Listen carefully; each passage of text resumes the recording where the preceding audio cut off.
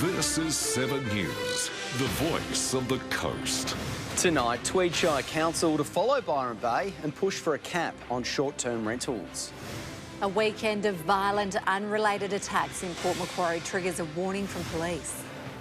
I'm Daniel Gibson. Later on this news hour, the Optus boss announces her resignation after a nationwide outage. And inside the celebrations as Australia tastes World Cup cricket glory. 7 News begins now. Good evening. Tweed Shire Council is planning a push for control of short-term holiday letting in the region to ease the local housing crisis. It follows a successful push by Byron Bay to tighten short-term rental caps. Like the rest of the North Coast, Tweed Heads is feeling the squeeze of the housing crisis. Increasingly, we're seeing people, dual income families, coming to us for homelessness support because they just can't access decent, affordable rental in the Tweed. Now the local council is pushing to regain some control over the market through short-term holiday rentals. It's council's responsibility to forward plan and to strategically plan for the housing and the growth in our shire.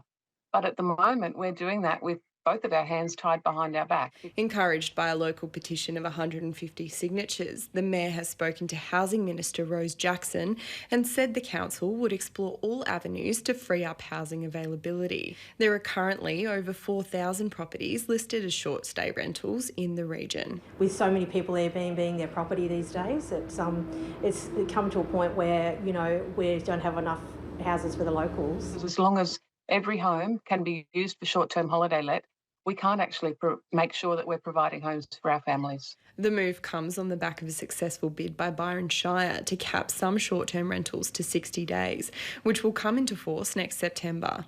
They've voiced their support for Tweed and suggested the creation of a suite of control options for local governments. Providing a few options so that local councils can have a degree of autonomy in responding to what is a very critical issue.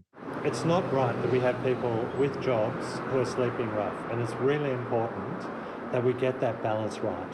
Claire Morton, 7 News. 2 men have faced court in Port Macquarie today after 2 unrelated attacks with weapons over the weekend. One man who was stabbed during one of the incidents has now had surgery and is in hospital in a critical condition. A knife pulled from a wheelie bin on the halyard and sent for forensic testing. A 21-year-old now fighting for life after an alleged stabbing in Port Macquarie. He suffered a number of internal injuries. He's undergone surgery and is currently in a critical but stable condition. Initial investigations revealed a couple were walking on that street when they were approached by another man who was known to them at about 2:40am. An altercation broke out and as a result, a 21-year-old was allegedly stabbed. A 22-year-old was arrested. The male person attended Port Macquarie Police Station and he was arrested at the station here where he was interviewed and charged with the offence. The charge, wound person with intent to cause grievous bodily harm. Today in Port Macquarie Local Court, 22-year-old Blake Jaden Turnham was officially refused bail, the magistrate taking into account a number of factors, including the seriousness of the crime and the strength of the case of the prosecution. He'll return to court again on the 24th of November. In an unrelated incident that also occurred in the early hours of Sunday morning, police will allege a 29-year-old man assaulted a 40-year-old man on Clarence Street with a hammer while wearing a balaclava. He's now facing a number of charges. Assault, actual occasion bodily harm, armed with an offensive weapon and intimidation. Today in court, the 29-year-old was sent for a mental health assessment. And while the 2 violent crimes were not linked, it has triggered a warning from police. Police have no tolerance for violence in public places, especially involving weapons such as knives and hammers. Samantha Crowe, 7 News. Moves to reintroduce masks to hospitals in Western Australia has been met with resistance in northern New South Wales. Many are unwilling to revisit COVID restrictions, considering mask mandates are necessary for now. From today, hospital staff and patients in WA must wear surgical masks around vulnerable patients and in high-risk clinical areas, raising the unwelcome prospect of a return to mask mandates. There's just so much fear based around it and it didn't really work, and I just don't see the point of bringing it back. That should be, a personal decision, and to have that sort of forced on you would make me feel uneasy. If it's going to keep people safe, and distancing, but not compulsory. Others calling for more emphasis on healthy living and taking personal responsibility to stop the spread. A cough and a handkerchief or away from people's faces. Let's just really come back to your own self and be accountable. Convictions shared by the Shadow Minister for Regional Health, Bronnie Taylor. Look, I understand people's frustration with the thought of mask mandates. I think we all have had enough of masks. But she says mask mandates could be reintroduced to hospitals if COVID numbers spike. Now, in hospitals, you have people that are immunocompromised, you have people that are not in the best of health. Health professionals aren't convinced there is currently any need to adopt masks locally. At this stage, in 2023, there's no suggestion that any of that is warranted. We contacted the Mid-North Coast Area Health Service for comment, but they said they were unwilling to do so, as at this stage there is no plans to reintroduce masks, so there is no cause for concern. Be responsible with that. Wash your hands, and if you're sick, stay home. Liz Penny, 7 News. Marine Rescue Foster are issuing a warning for boaties across the North Coast with strong winds forecast for most of the week. Hannah Hardup joins us live now. And Hannah, what is the advice for locals if they do plan on hitting the water? Nick, Marine Rescue are reminding boaties to not be complacent. They're asking them to log their trips regardless of distance or duration to ensure their safety. Clouds rolling in overnight with strong winds predicted along the coast. That strong wind warning is along the coastal waters is nothing unusual when we are seeing persistent northeasterly airstream. So with that, we expect the wind speed to reach up to 30 knots. While the wind conditions are not unusual, they have the potential to cause a threat to boaties. Marine Rescue have issued a warning reminding people to be safe on the water. Hello all ships, hello all ships, hello all ships. This is Marine Rescue Foster. Encouraging people to be conscious of their surroundings and always wear their life jackets. A lot of people are overconfident with their boats, and some of the boats that go outside are not made to go outside. We see people go out in boats in conditions, bad conditions. You think you shouldn't be out there. For people planning to hit the water still, it's important they log their trip through the app, ensuring visibility and avoiding any risks. So the swell and most of the waves coming in, you're going sideways to them. So the chance of you getting on top of one of the waves and broaching and so forth, or capsizing is more enhanced on it. So you've got to be very careful in bad weather. You just take your time. Across the northern rivers, residents can also expect storm activity throughout the week. Hannah Hartup, 7 News. Well, for more weather, we are joined now by Danny Sharp. And Danny, we saw some of that much-needed rain today. That's right, we did, guys. Hi, hello, everyone. Hope you're well. We saw a few showers throughout the day, only dropping a handful of millimetres, but keeping our temperatures cool. 23 was the theme for almost everybody. Port Macquarie getting to a top of 20, Coffs Harbour 21, Yamba saw a top of 21 degrees, and, oh, sorry, I'm reading the minimums. 23 degrees in Yamba, Ballina a top of 23, and Byron a top of 22 degrees. We saw some light winds tending north to northeast. There is more rain on the radar, even some storms for some of us. I'll tell you where and when a little later in the bulletin, guys. Thanks, Danny. We'll see you in a few minutes. Logging is expected to resume in 2 North Coast state forests after a failed legal challenge by the North East Forest Alliance. The Alliance said they had identified significant koala populations in Myrtle and Braemar state forests, which were at risk of Forestry Corporation harvesting. The legal challenge temporarily stopped operations, but in the New South Wales Land and Environment Court this morning, all grounds were dismissed. That if the logging proceeds, it will have a significant impact on koalas, to the point that it may even result in their local extinction. So we had that evidence, but the judge would not accept that evidence as part of the case. In a statement, the Forestry Corporation said they were considering when operations would restart and were committed to ensuring all operations were undertaken sustainably. Optus Chief Executive Kelly Bayer Rosemarin has stepped down from the top job less than 2 weeks after the telco giant experienced a nationwide outage. Regional customers were left without internet and mobile connection for around 9 hours. Chief Financial Officer Michael Venter has been appointed interim CEO while the search for a replacement begins. New figures show almost half of families aren't enrolling their kids in swim classes, believing their children are too young to benefit. But many believe the rising cost of living is also playing a role in the dangerous trend. Swim Safer Week has returned for its 2023 season. Until Sunday, more than 1,000 swimming schools across Australia will focus on saving lives. We want to make sure that kids understand self-preservation and how to respond to risks and dangers in the water. We set up stations and the kids move through different areas, reach rescues, throw rescues, our tactile area, which includes sensations of what they might walk on underwater.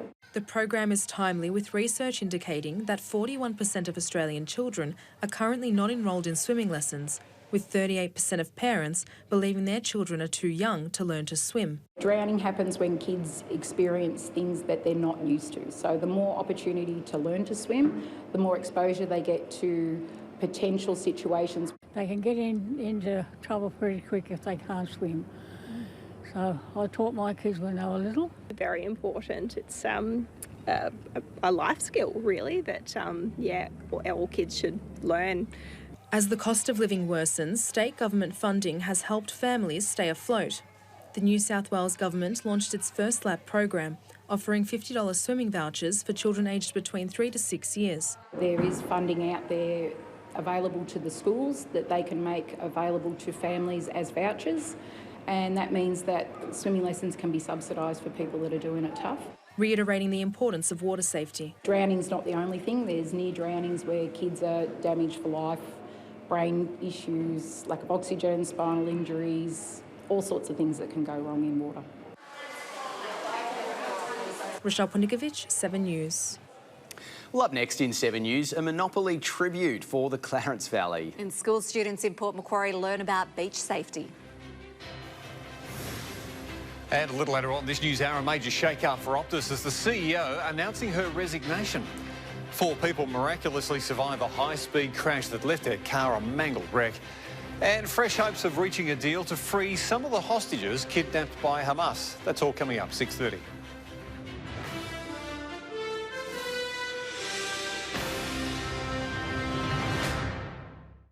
Welcome back. Former Toyota Star Maker winner Max Jackson has been announced as the official ambassador of the Tamworth Country Music Festival, with less than 2 weeks until it all kicks off.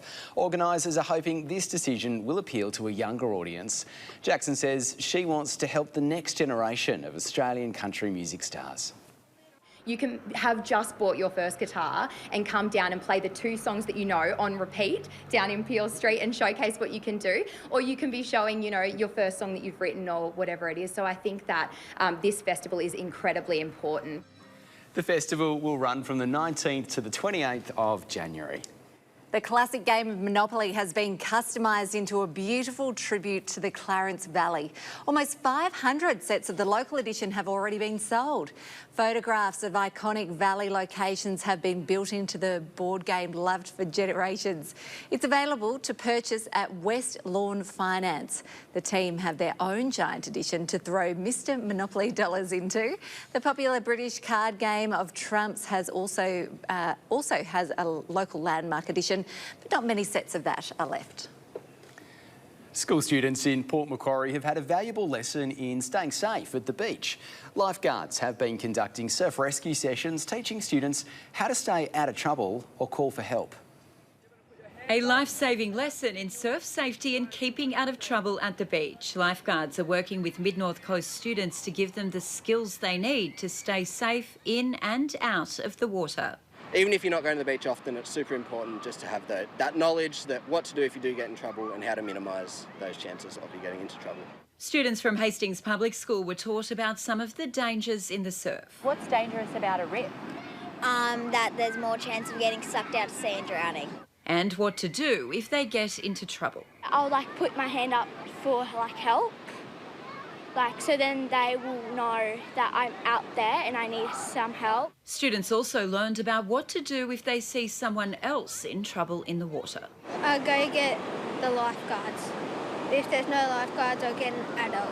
As well as being taught some basic rescue techniques they can use if it's possible to do it safely. If someone's in trouble, always bring a floating device so then they don't push your head under. You have to be soothing and like gentle, but still quick with them. The program not only teaches kids about water safety, but also builds relationships with the lifeguards and lifesavers who patrol our coastline. It's cool just to have that relationship and get them, used to being here and know the fact that there's lifeguards or lifesavers around if they do need something to come and ask. Samantha Crowe, 7 News.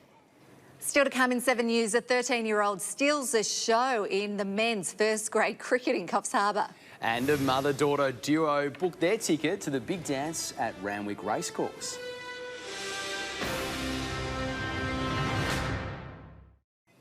A winger mum and daughter duo have won this year's Taree Cup. While it was an unexpected win, the pair are thrilled with the result, excited to have qualified for next year's big dance. A family fairy tale. Sound and Vision puts the head in front. Sound and Vision wins the cup. Apprentice jockey Maddie Owen and trainer Karen Owen taking Sound and Vision to victory at the Taree Cup. Mum and daughter win the cup. I don't think anyone's ever done that. It was an unexpected win for the local pair, earning their spot in next year's big dance at Randwick Racecourse. We thought he would run well. We thought, we'd be lucky if we could get a place, so it was just more exciting that he actually did win, of course. It's a dream come true, a rewarding result after years of hard work. It's a special thrill that my daughter Maddie rode him. Really thrilled for her. Yeah, she's always wanted to win a country cup. Karen has been a licensed trainer since 2016. Maddie has been an apprentice jockey for almost 3 years. I was an eventer, so I did a lot of eventing riding, and I was in the mounted police.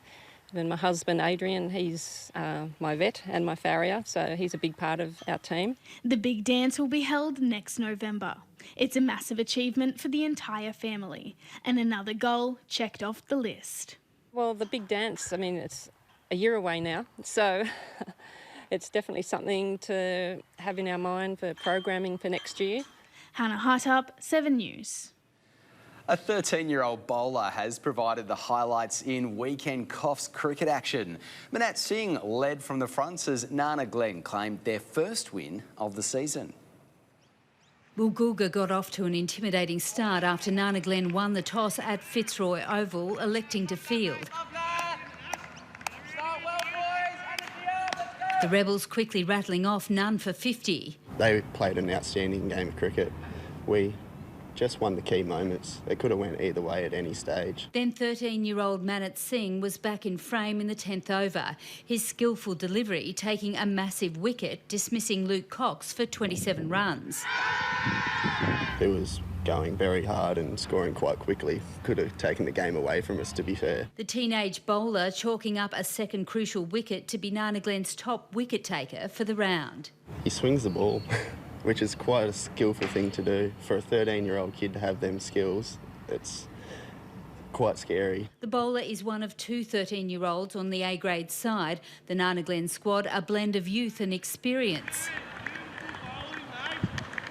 It's quite rare to have this much junior talent come through the ranks, but makes selection quite challenging, but it's a good headache to have. The Woolgoolga Rebels closing out round 6 with 189 runs for 7 wickets after 40 overs. Nana Glen also lost 7 wickets along the way as they chased the target down in the 36th over, taking out its first win of the season. Liz Penny, 7 News.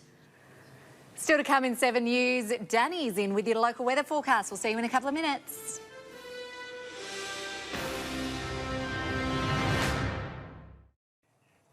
Hello again, time for another check of the weather. On the synoptic chart, troughs are triggering showers and storms over parts of New South Wales. Heavy falls are likely in the east by Wednesday. A high pressure system is keeping much of the west dry, but only for now though.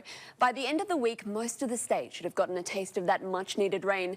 Taking a look at that chart now, and if you needed a bit of water at your place, there's good news. These showers are set to linger over the next 8 days, up to 30 millimetres to fall on the mid-north coast and over the border into Queensland. Queensland. Tomorrow, though, those showers should be quite light. We're not really expecting more than 6 millimetres. Light northerly winds around Port Macquarie getting to a top of 26 degrees, 27 in Wauchope, while Casino will see a top of 23 degrees.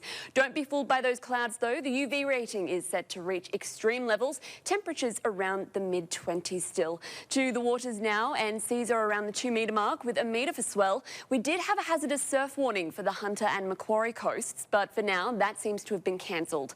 Looking to Wednesday, and we could see a few of those isolated showers return, accompanied by some light northeasterly winds. All of us sticking to the mid-20s again, 27 degrees in Kempsey, 22 for Dorrigo, Taree expecting a top of 26 degrees, Lismore to get to 23. More showers by Thursday, up to 7 millimetres falling across the region. Similar temperatures as the rest of the week, once again 23 for Port Macquarie, 23 for Foster as well. Byron Bay getting to a top of 24 degrees, 26 in Lismore, and Tweed Head looking to a top of 27 degrees. We could see another 10 millimetres of rain fall on the weekend. Winds building ever so slightly by Sunday as well. Guys, whoever did that rain dance, it certainly seems to have worked, but definitely keep those umbrellas handy. Yeah, it's going to be wet. Thanks, Daddy. See you later. And that is all we have time for tonight. Thanks for watching. You can always catch up on our website or at 7plus. Right now, though, Dan has your national news. Have a lovely night. See you again tomorrow night from 6 o'clock. We'll see you there.